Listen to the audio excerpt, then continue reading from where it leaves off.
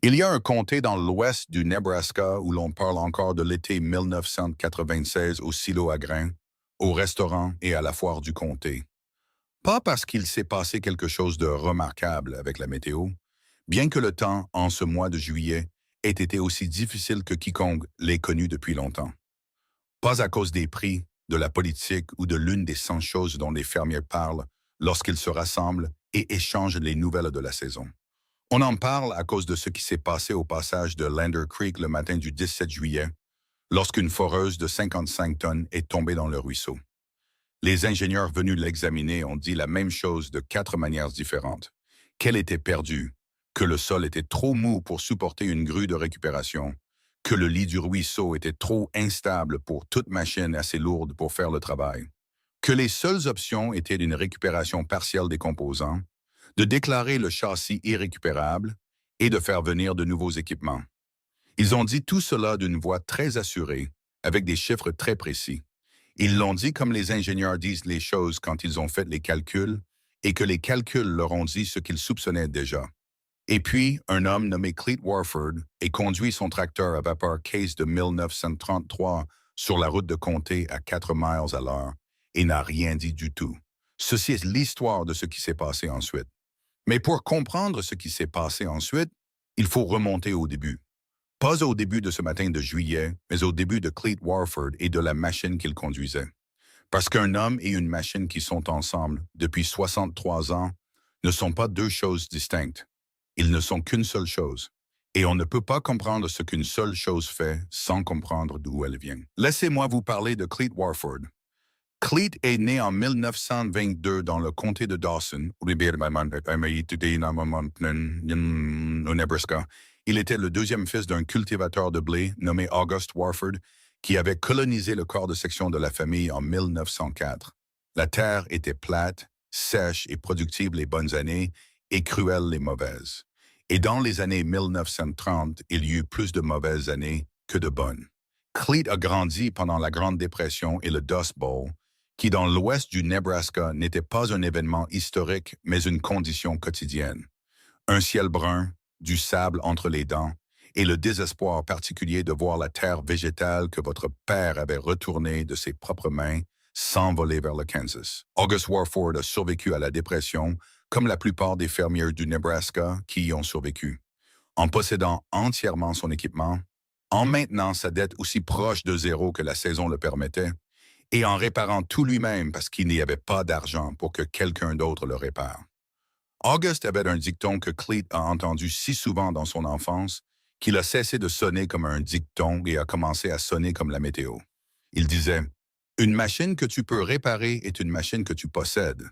Une machine que tu ne peux pas réparer te possède. » En 1933, quand Cleet avait 11 ans, August a acheté un tracteur à vapeur Case d'occasion à un voisin qui arrêtait l'agriculture.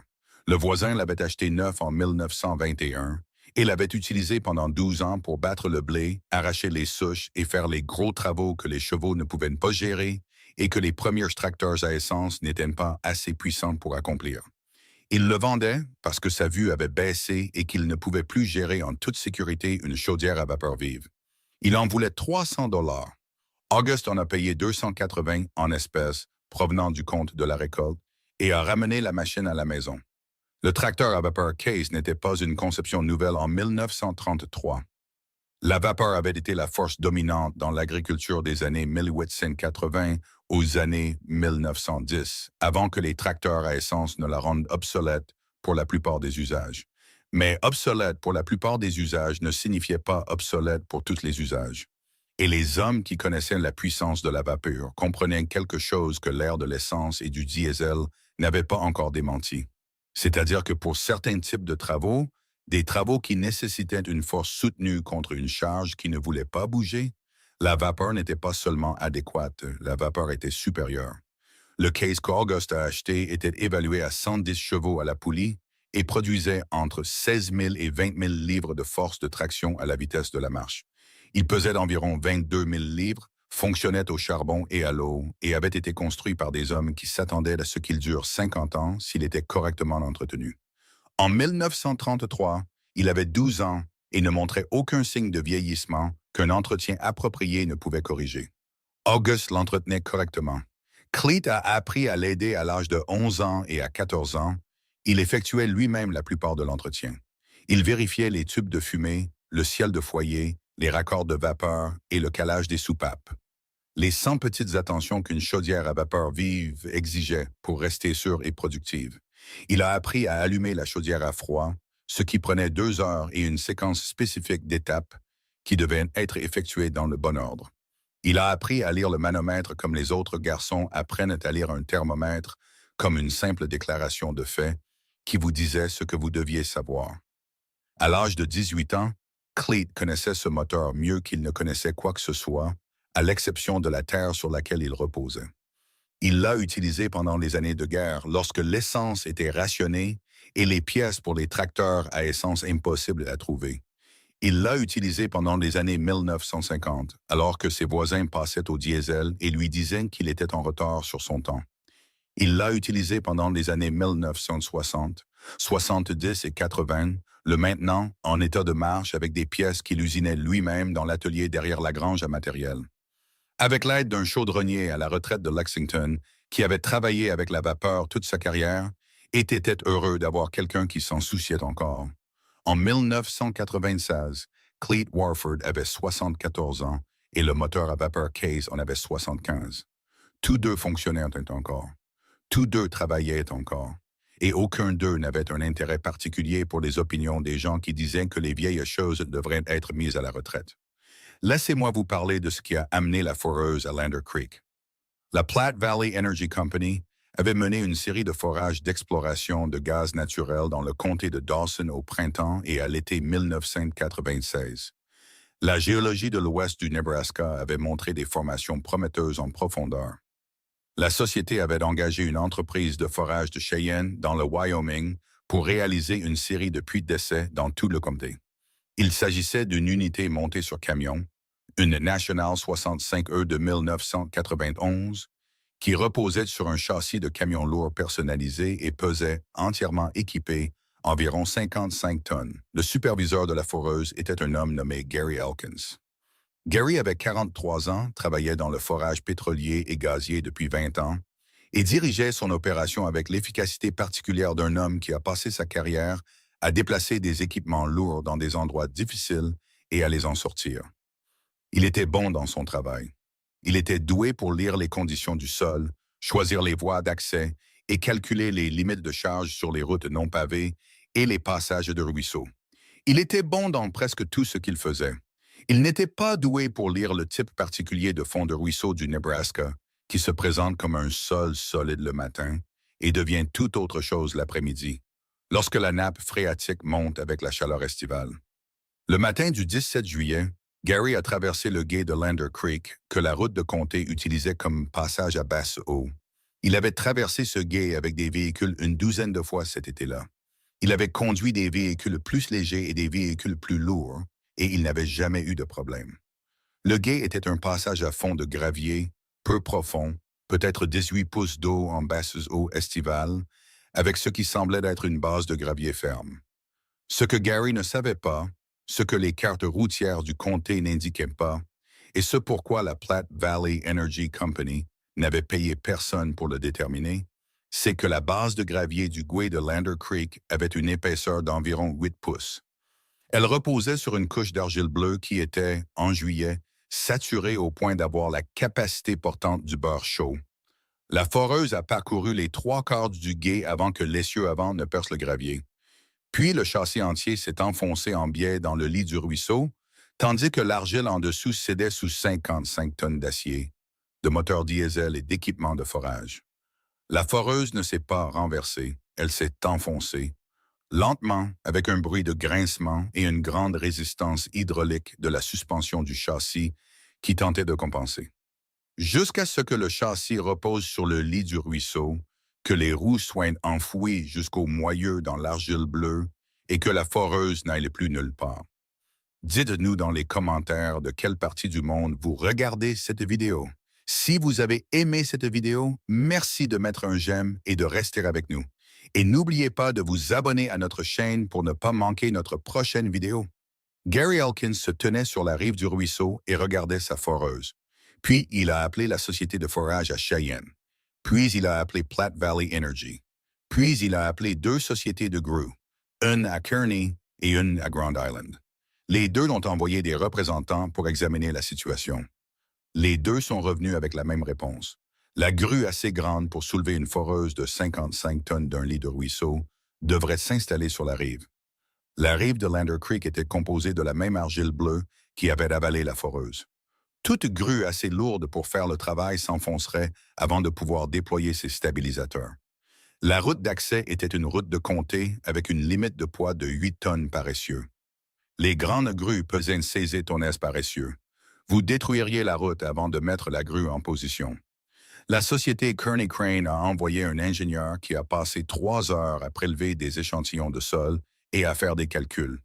Il a présenté ses conclusions à Gary dans un rapport écrit de 3 pages qui pouvait se résumer en une seule phrase.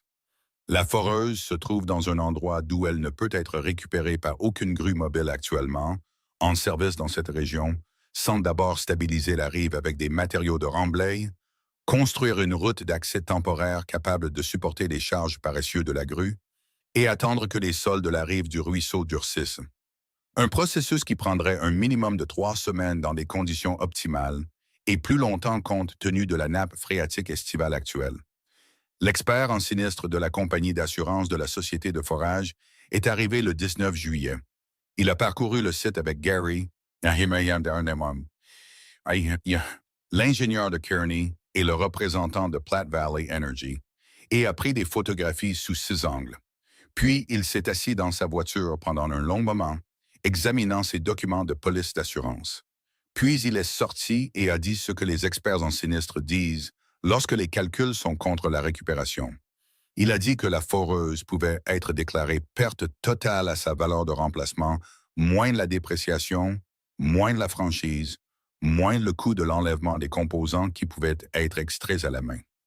Il a dit que l'alternative, une opération de stabilisation et de récupération de 3 semaines, coûterait plus cher que la valeur dépréciée de la foreuse et que la police ne soutenait pas cette dépense.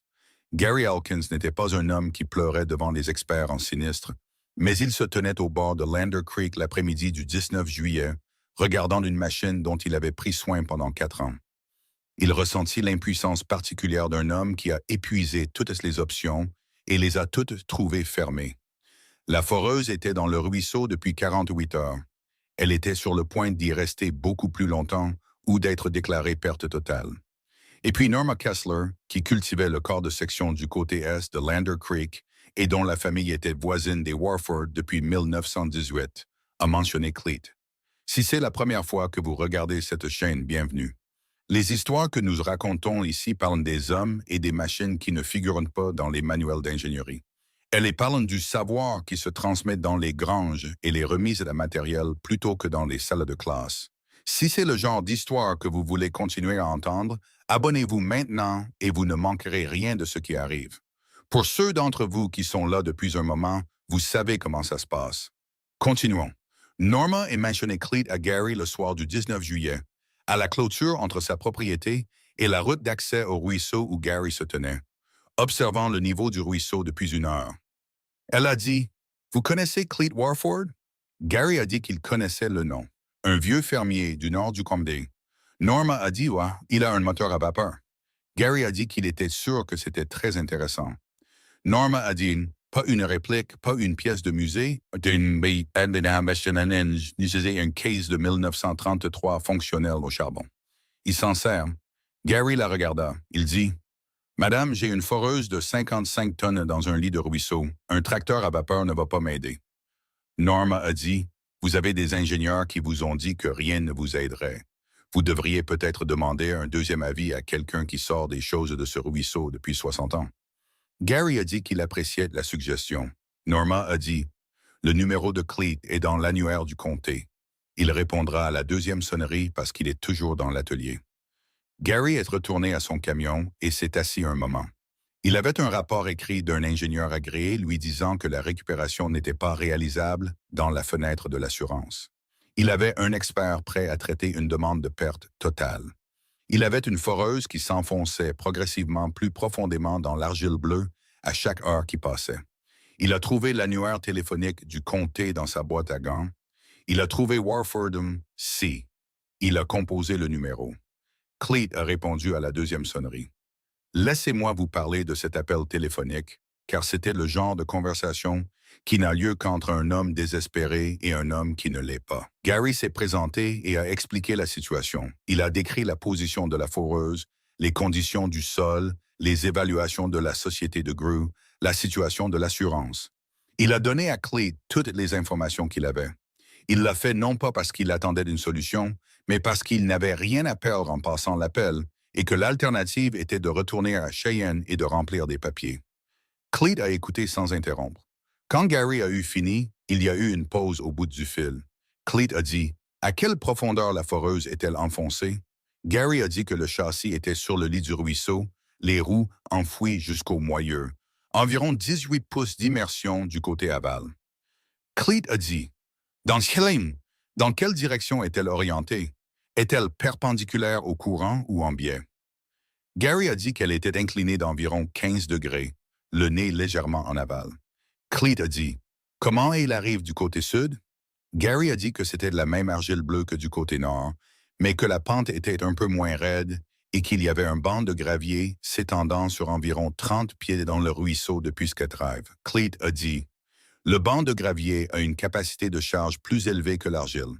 Si c'est du gravier naturel, il supportera mes chenilles. » Gary a dit « Quel genre de chenilles? » Cleet a dit « En acier, 12 pieds de long, 20 pouces de large. Elle exerce environ 450 livres par pied carré sur le sol, moins de la moitié de ce que les stabilisateurs de votre grue exerceraient. Si le banc de gravier tient, je peux m'installer du côté sud et installer mon gréement à travers le ruisseau. » Gary a dit « Vous parlez d'un tracteur à vapeur. » Cleet a dit « Oui. » Gary a dit « Quelle est la force de traction? » Cleet a dit « Ça dépend de la vitesse et du terrain. Sur un sol solide en première vitesse, environ 18 000 livres. Avec un montage de mouflage à 2 poulies que j'ai déjà utilisé, la traction effective sur la charge est plus proche de 36 000. Si la foreuse est enfoncée dans de l'argile molle, il y aura une succion qui la maintiendra en plus du poids. Je préférerais le montage à 2 poulies. Gary est resté silencieux un moment. Il a dit « La foreuse pèse 55 tonnes. C'est 110 000 livres. » Cleet a dit « Je sais, je n'essaie pas de la soulever. J'essaie de la faire glisser. » Une autre pause. Cleet a dit « Une foreuse enfoncée dans de l'argile molle au fond d'un ruisseau n'a pas besoin d'être soulevée. Elle doit être déplacée latéralement jusqu'à ce qu'elle atteigne un sol solide et puisse sortir par ses propres moyens.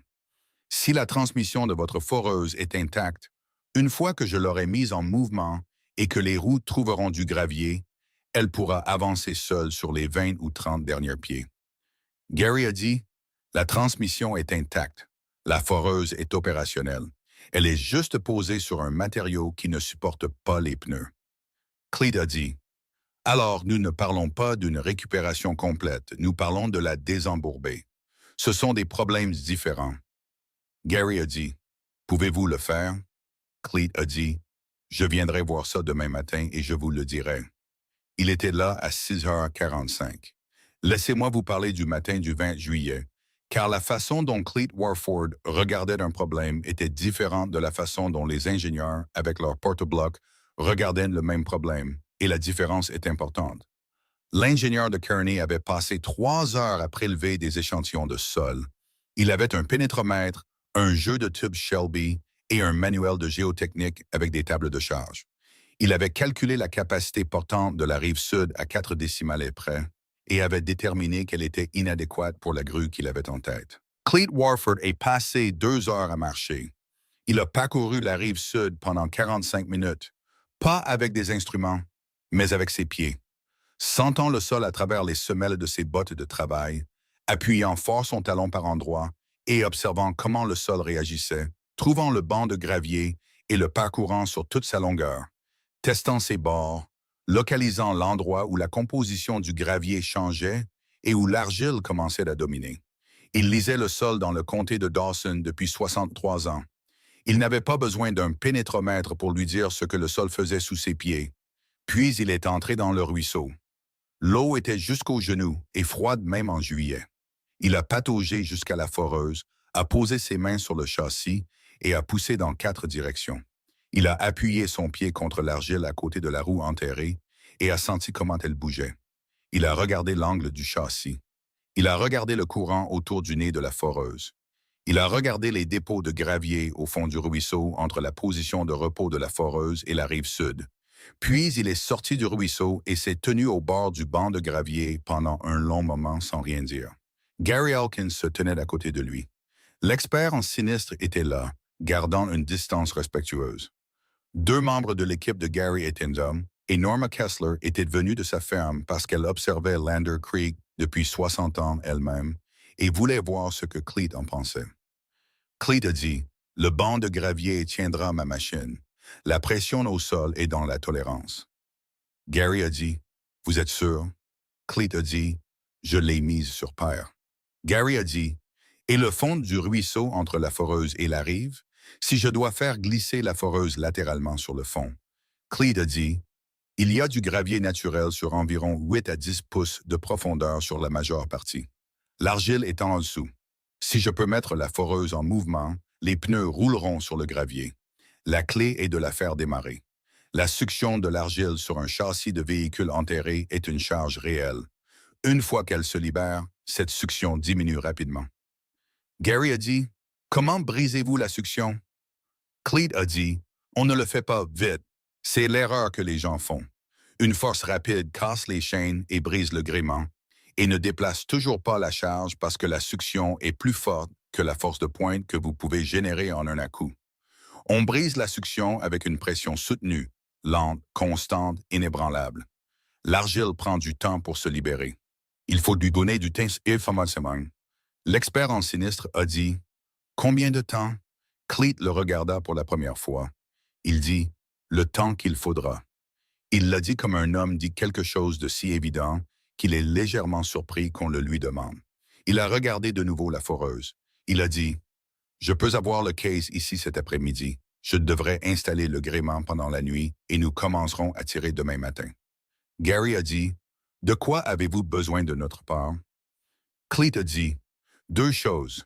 Gardez votre équipe loin de mon gréement une fois que je l'aurai installé et gardez tout le monde loin du ruisseau pendant l'attraction. Un câble d'acier sous ce genre de tension peut faire de sérieux dégâts si quelque chose lâche. » Gary a dit, « Et si ça ne marche pas? » Cleet le regarda fixement.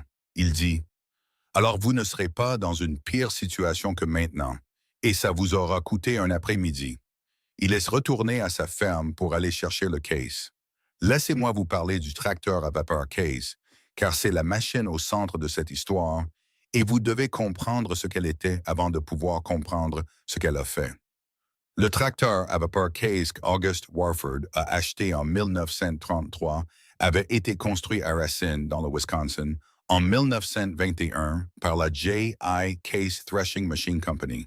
C'était une conception de moteur monté à l'arrière, ce qui signifiait que la chaudière s'étendait longitudinalement sur le châssis, avec la boîte à feu à l'arrière et la boîte à fumer à l'avant. Les roues arrière étaient les roues motrices, de grandes roues en acier d'environ 6 pieds de diamètre, avec des crampons plats soudés aux jantes pour fournir de la traction. Les roues avant étaient plus petites et dirigées par un mécanisme à chaîne et pignon entièrement mécanique. La chaudière était une chaudière de type locomotive conçue pour brûler du charbon, bien qu'elle puisse être adaptée pour le bois ou la paille en cas de besoin. La pression de service était de 140 livres par pouce carré. À cette pression, la vapeur produite était acheminée vers un moteur à vapeur à 2 cylindres monté au-dessus de la chaudière, les pistons entraînant un vilebrequin qui se connectait par une transmission à engrenage coulissant aux essieux d'arrière.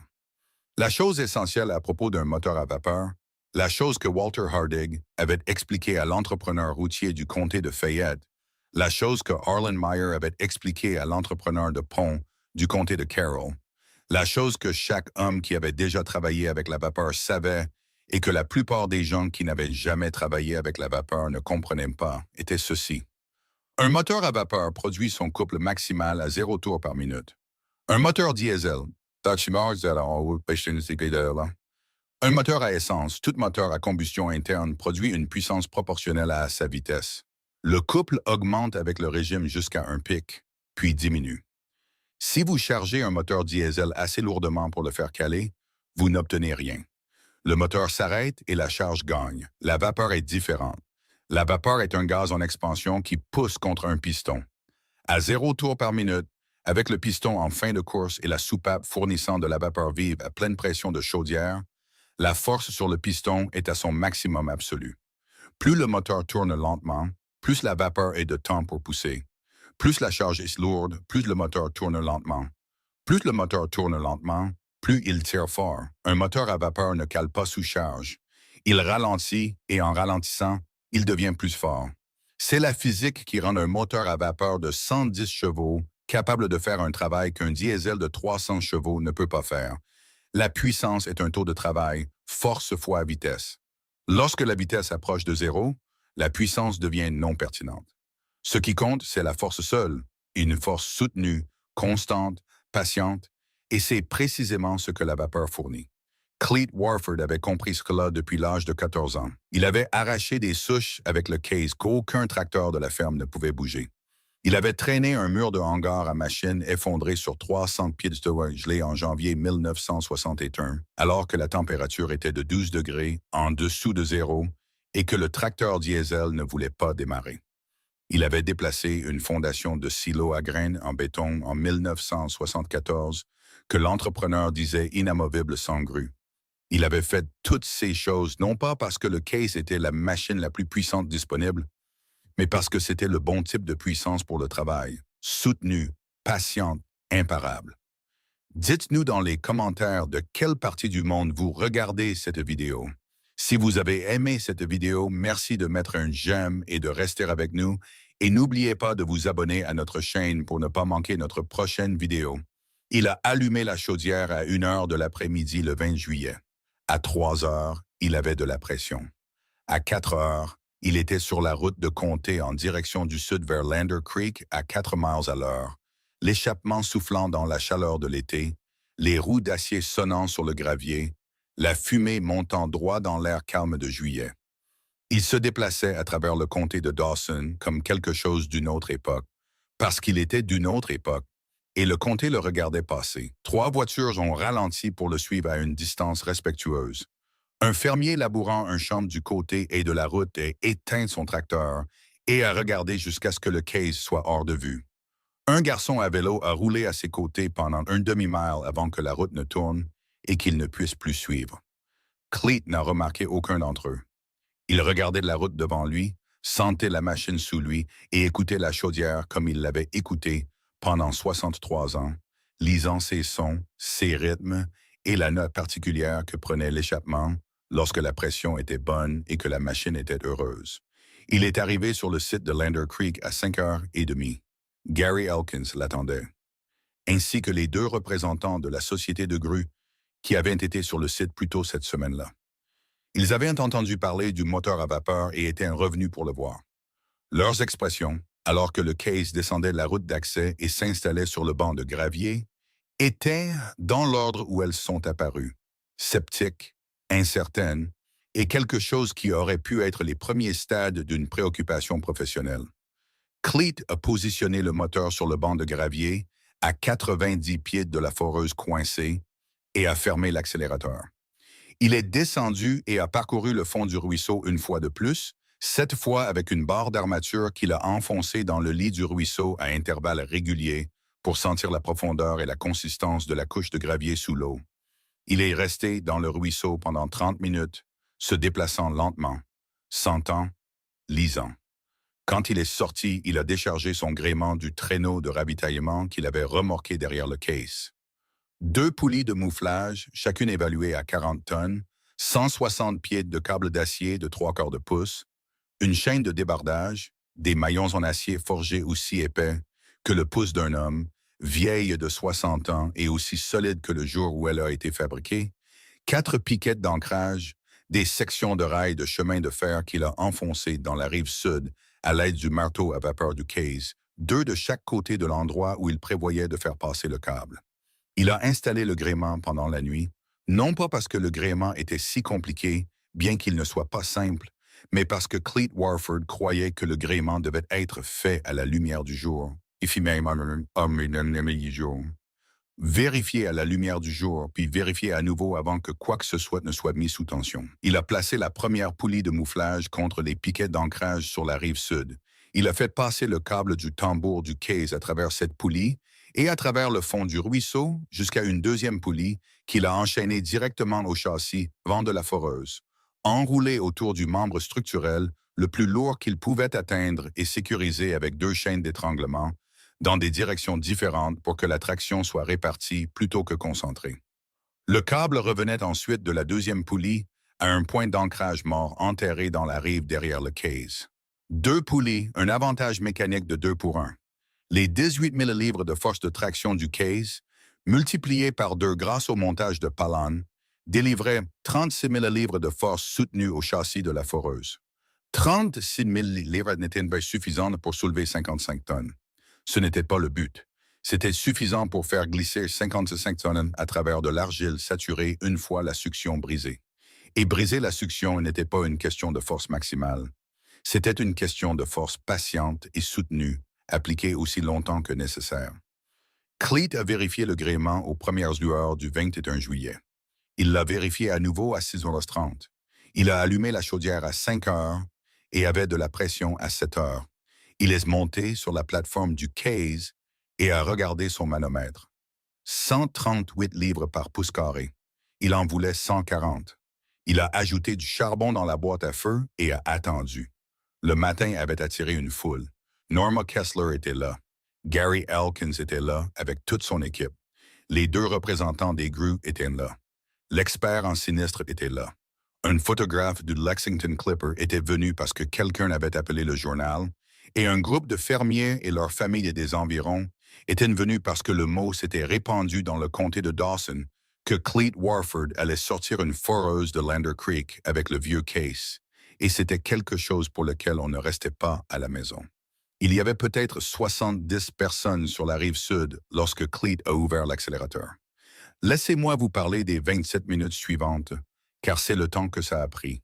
Et pendant ces 27 minutes, tout ce que Cleet Warford savait sur la puissance de la vapeur, la force soutenue et le travail patient allaient soit faire ses preuves, soit échouer devant 70 personnes et 2 ingénieurs de grue. L'accélérateur s'est ouvert lentement. La vapeur est entrée dans les cylindres. Le volant d'inertie, de 4 pieds de diamètre et pesant 1600 livres, a commencé à tourner. Le câble a commencé à se tendre, non pas avec un claquement, mais avec une augmentation graduelle de la tension que l'on pouvait voir dans l'affaissement du câble à mesure que le mou se résorbait, maillon par maillon, pied par pied. Les poulies de mouflage ont gémi lorsque la charge s'est appliquée. Les piquets d'ancrage ont tremblé dans la rive. Le point d'ancrage mort a pris sa part de la charge sans bouger. Le case s'est légèrement affaissé sur ses chenilles alors que la charge de traction transférait du poids à l'arrière de la machine. Pendant les 2 premières minutes, rien de visible n'est arrivé à la foreuse. C'était de la partie dont Cleet avait parlé à Gary. C'était de la succion. L'argile bleue du fond de Lander Creek avait eu 48 heures pour s'agripper au châssis de la foreuse. Elle s'était infiltrée dans chaque cavité et autour de chaque surface.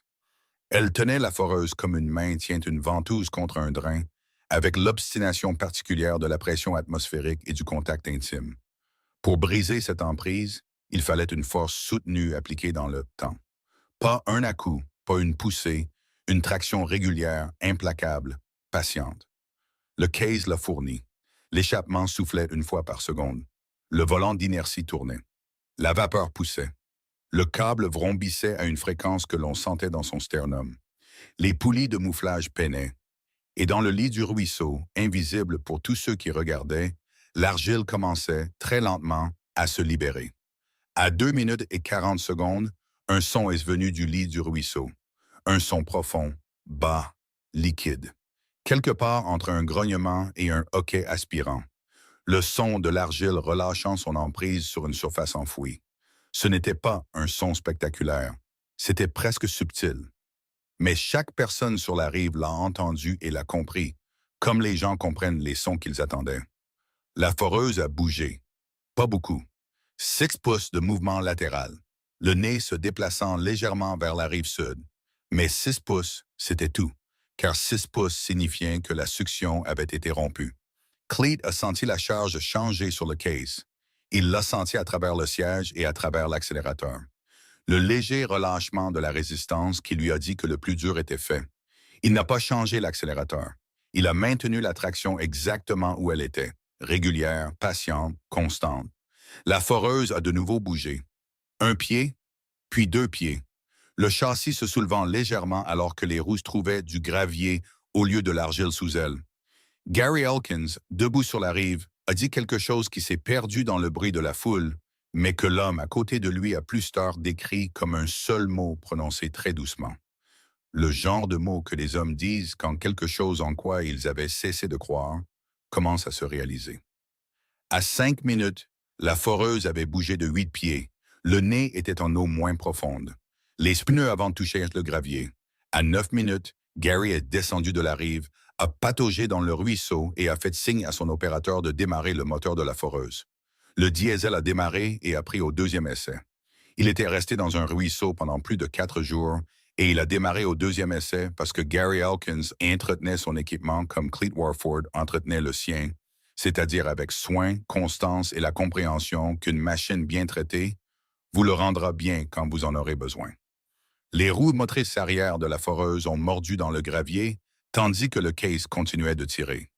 La combinaison de la force de traction soutenue du moteur à vapeur et de la propre transmission de la foreuse l'a fait traverser le ruisseau en 11 minutes supplémentaires, se déplaçant régulièrement, les roues tournant, le châssis s'élevant à mesure que la profondeur diminuait et que l'adhérence s'améliorait. À 27 minutes du premier mouvement, la foreuse est montée sur la rive sud par ses propres moyens et s'est arrêtée sur un sol solide, avec les 6 roues sur du gravier sec et le ruisseau derrière elle. La foule sur la rive a fait un bruit. Ce n'était pas organisé et ce n'était pas poli. C'était le son que les gens font quand ils ont vu quelque chose se produire qu'ils ne croient même pas tout à fait possible. Une libération collective de souffle retenu qui s'est exprimée par des acclamations, des applaudissements et au moins un long coup de klaxon de camion que l'équipe de Gary Elkins avait apparemment gardé pour ce moment précis. Cleet a fermé l'accélérateur. L'échappement a ralenti. Le volant d'inertie s'est arrêté en roue libre. Il s'est assis sur la plateforme un moment, regardant le câble se détendre dans le ruisseau, la foreuse posée sur un sol solide, les 2 poulies de mouflage suspendues à leurs ancrages, toujours intactes, toujours prêtes pour 40 autres tractions s'il en avait besoin. Puis il est descendu et a commencé à démonter le gréement. Il n'a rien dit. Il n'a pas levé la main pour saluer la foule. Il a travaillé comme il avait travaillé toute sa vie, son attention portée sur la tâche à accomplir, car le gréement devait être démonté correctement, les poulies devaient être inspectées avant d'être rangées, les piquets devaient être retirés et le câble devait être enroulé correctement. Sinon, il se tordrait et les torsions affaiblissent le câble. Il était à mi-chemin du démontage lorsque Gary Elkins s'est approché. Gary s'est tenu au bord du rayon de travail du case et a attendu que Cleet atteigne un point d'arrêt. Puis il a dit « Monsieur Warford ».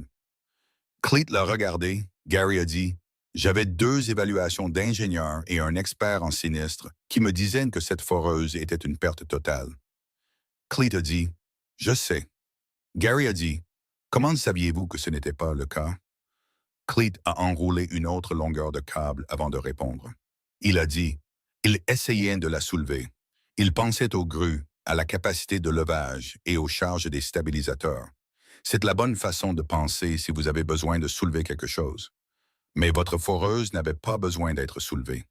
Elle avait besoin d'être déplacée. Problème différent. Il a posé le câble enroulé. Il a dit « Vos ingénieurs ont été formés sur le diesel. Le diesel tire fort et vite. Et quand la charge dépasse la traction, il s'arrête. Alors il regarde une charge de 55 tonnes. Il calcule la grue qu'il faudrait pour soulever 55 tonnes et ils trouvent que cette grue ne rentre pas sur le terrain disponible. Et ils disent que la foreuse ne peut pas être récupérée. » Il a regardé Gary fixement. Mais ils répondent à la mauvaise question. Gary a dit « Quelle est la bonne question ?» Cleet a dit « Pas combien de force il faut pour la soulever. combien de force il faut pour la mettre en mouvement, et pas à quelle vitesse il faut la déplacer. Combien de temps vous êtes prêt à attendre pendant que la force agit? Il a dit, la succion de l'argile est réelle, mais elle n'est pas permanente. Elle se relâche si vous lui donnez du temps. Les ingénieurs ne pensaient pas à temps. Ils pensaient à la force. La vapeur vous donne les deux. Vous pouvez appliquer de la force aussi longtemps que la chaudière a de l'eau. L'argile n'a pas ce genre de patience. Finalement, l'argile cède. L'ingénieur de la grue de Kearney se tenait assez près pour entendre cela. Il a dit, « Le calcul de la force soutenue en utilisant le palame, votre traction effective était d'environ 36 000 livres. » Cleet a dit, « À peu près. » L'ingénieur a dit, « La succion de l'argile sur un châssis enfoui de cette taille à cette profondeur, j'estimerais entre 20 et 30 000 livres pour la libérer. » Cleet a dit, « Ça semble à peu près juste. » L'ingénieur a dit, « Nous avons calculé que la grue minimale nécessaire pour soulever toute la foreuse aurait une capacité de levage de près de 200 tonnes. Nous ne regardions pas le bon chiffre. » Cleet a dit, « C'est souvent le cas quand on pense levage au lieu de glissement. » L'ingénieur est resté silencieux un moment. Il a dit, « Nous aurions dû demander si la foreuse pouvait être déplacée latéralement. » Cleet a dit, « Oui. » Il est retourné à son démontage. « Maintenant, je veux m'arrêter ici, car il y a quelque chose dans cette histoire qui va au-delà d'une foreuse dans un ruisseau du Nebraska, un matin de juillet 1996. Il y a quelque chose ici sur la façon dont nous apprenons à voir les problèmes et ce qui se passe lorsque les outils que nous connaissons le mieux nous empêchent de voir les solutions dont nous avons besoin. Ces ingénieurs n'étaient pas de mauvais ingénieurs. C'étaient des hommes intelligents, avec une bonne formation et une réelle expérience. Mais ils avaient été formés sur le diesel, l'hydraulique, les grues et la capacité de levage. Et quand ils ont regardé le problème de Lander Creek, ils l'ont vu à travers le prisme de ce qu'ils connaissaient. Ils ont calculé la grue dont ils auraient besoin pour soulever la foreuse et ont conclu que le sol ne la supporterait pas. Ils n'ont jamais demandé si le levage était de la bonne approche. Cleet Warford avait été formé sur la vapeur et des murs. Il avait été formé à la patience, à la force soutenue et à la compréhension que certaines charges ne cèdent pas à la puissance, mais cèdent au temps. Il a regardé la même foreuse dans le même ruisseau et a posé une question différente. Et une question différente mène presque toujours à une réponse différente. Si vous avez trouvé cette histoire utile, partagez-la avec quelqu'un qui a besoin de l'entendre. Il y a un fermier dans chaque Candé avec un savoir comme celui de Cleet et une machine comme son case. Et la plupart d'entre eux vieillissent, et la plupart de ce qu'ils savent n'a jamais été écrit. Abonnez-vous si vous voulez continuer à entendre ces histoires. Et continuons. Laissez-moi vous parler de la suite, car l'histoire de Lander Creek ne s'est pas terminée lorsque la foreuse est montée sur la rive sud. Gary Elkins a payé Cleet 300 $. Cleet en avait demandé 250. La même chose que Walter Hardig aurait demandé. La même chose que Harlan Meyer a demandé. Mais Gary a insisté sur 300, car il y a une sorte de dette que l'argent n'exprime pas adéquatement. Et la seule chose que vous pouvez faire est de payer plus que ce qui vous a été demandé et d'espérer que la différence communique ce que les mots ne disent pas. La foreuse a été inspectée à Lexington au cours des 3 jours suivants. Le châssis était intact. La transmission était saine. Les composants de forage avaient survécu à l'immersion mieux que quiconque ne s'y attendait. Ce que Gary attribuait à la qualité des joints d'étanchéité de la National de 1991, et au fait que la foreuse était restée dans le ruisseau moins de 5 jours avant d'être récupérée. Elle a repris le travail dans le comté de Dawson en moins de 2 semaines. L'ingénieur de Kearney a déposé un rapport complémentaire à celui qu'il avait soumis 4 jours plus tôt. Le rapport complémentaire faisait 3 pages et pouvait également être résumé en une seule phrase. La récupération a été accomplie à l'aide d'un tracteur à vapeur et d'un montage de mouflage à 2 poulies qui a multiplié la force de traction du moteur par un avantage mécanique, appliquant une force latérale soutenue pour faire glisser la foreuse à travers le fond du ruisseau, plutôt que de la soulever, une méthode qui était appropriée aux conditions de charge et non considérée dans l'évaluation initiale. Il en a envoyé une copie à la société de grue. Il en a envoyé une copie à son ordre professionnel. Il en a gardé une copie pour lui-même.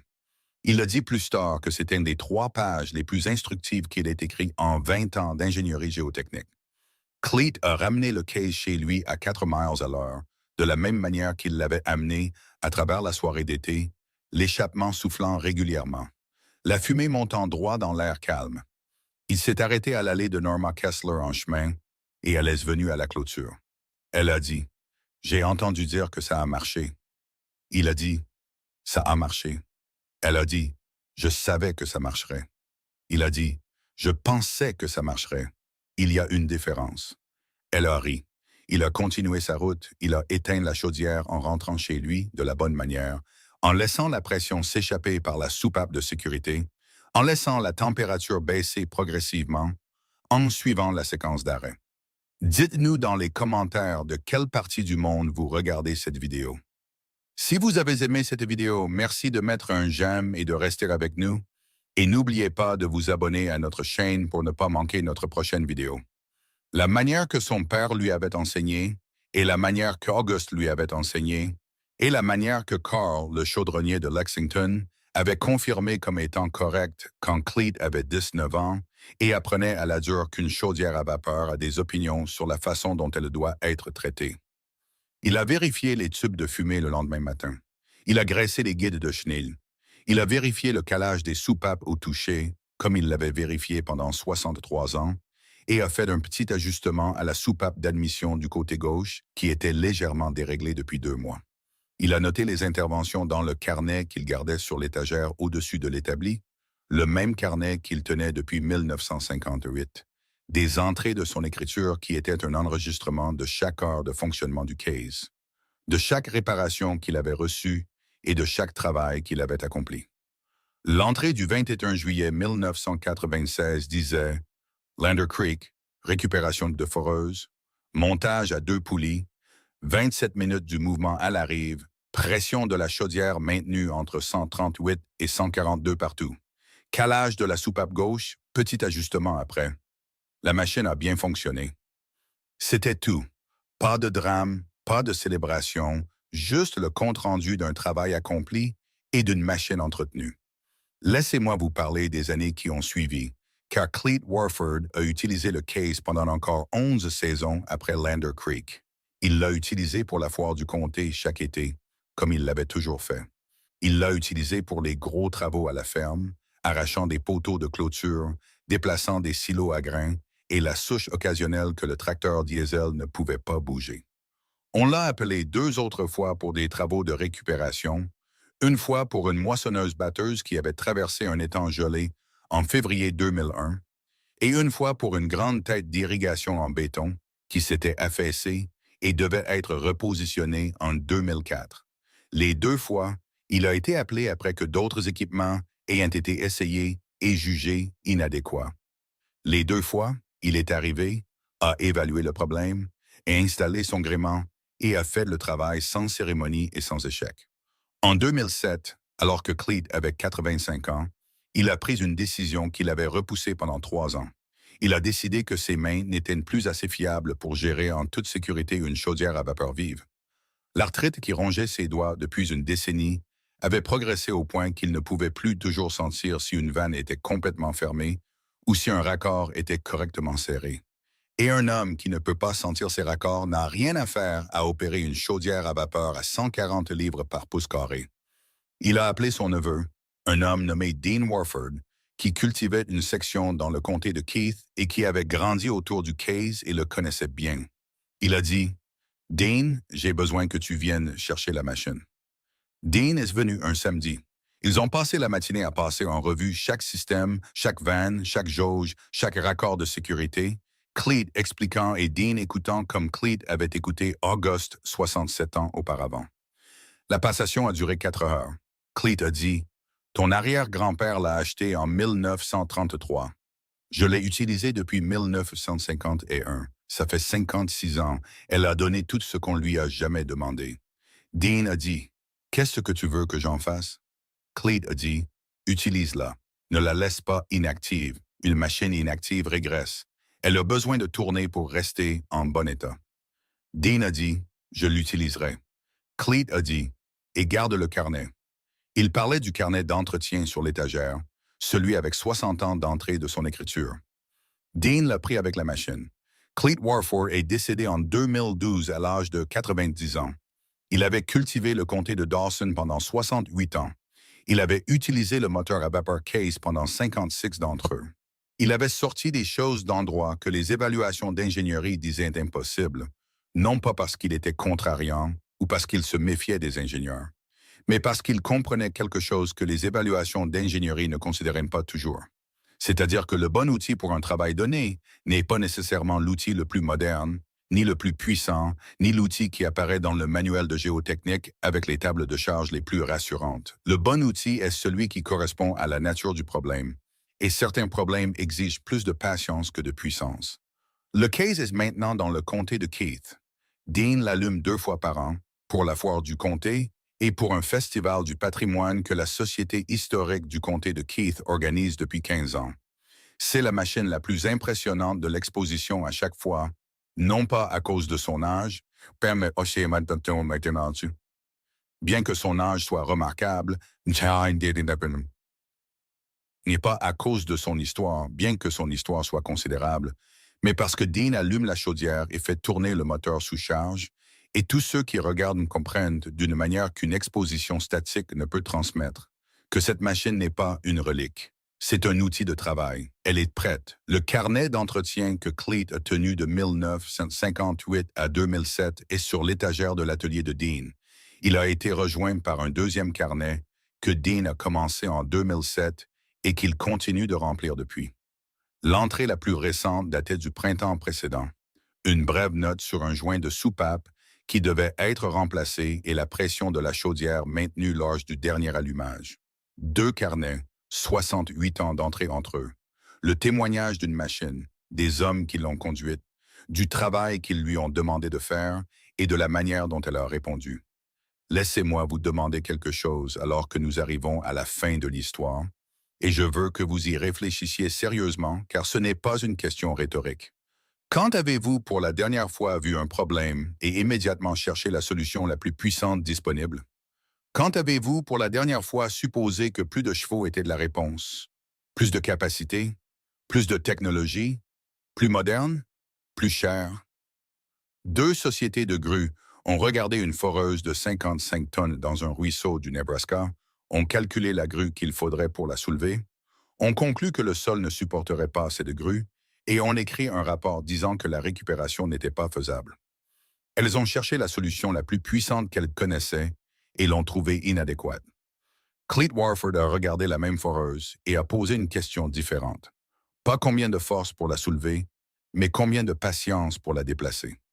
La réponse était 36 000 livres, maintenue pendant 27 minutes, délivrée par une machine née à une autre époque et conduite par un homme qui comprenait que l'époque de naissance d'une machine n'a rien à voir avec sa pertinence pour le travail à accomplir. Les ingénieurs ont ri, ou s'ils n'ont pas ri, ils ont rejeté l'idée, ce qui revient au même quand c'est vous qui êtes rejeté. La vieille machine est arrivée, a installé son gréement, a ouvert son accélérateur et a prouvé que la question à laquelle ils avaient répondu était de la mauvaise question. C'est ce qui arrive quand on connaît son outil, pas seulement sa capacité nominale, ses abaques de charge et ses paramètres géotechniques. Quand on le connaît comme Cleet Warford connaissait le Case, à travers 60 ans de travail partagé, à travers 100 travaux censés être impossibles, à travers la compréhension accumulée d'un homme et d'une machine qui ont affronté suffisamment de problèmes difficiles ensemble pour savoir ce que les problèmes difficiles exigent réellement.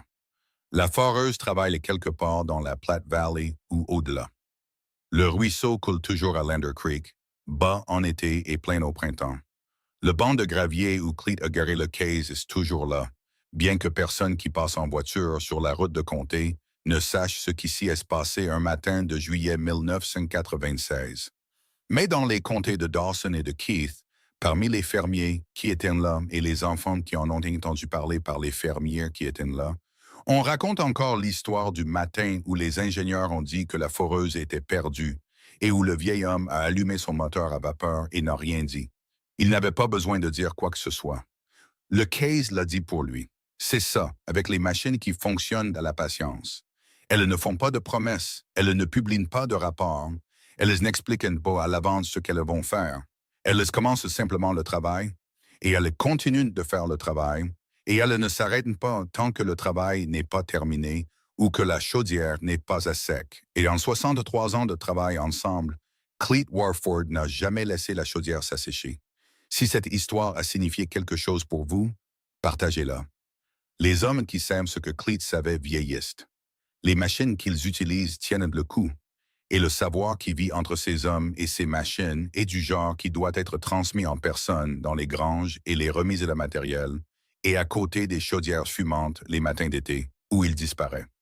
Nous trouvons ces histoires. Nous les racontons ici.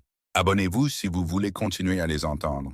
Laissez un commentaire si vous avez votre propre histoire, car il y a une machine dans votre comté ou celui de votre voisin qui a fait quelque chose que personne n'attendait. Et cette histoire a sa place ici, aussi. La vapeur ne se soucie pas du temps que ça prend. Elle pousse, c'est tout.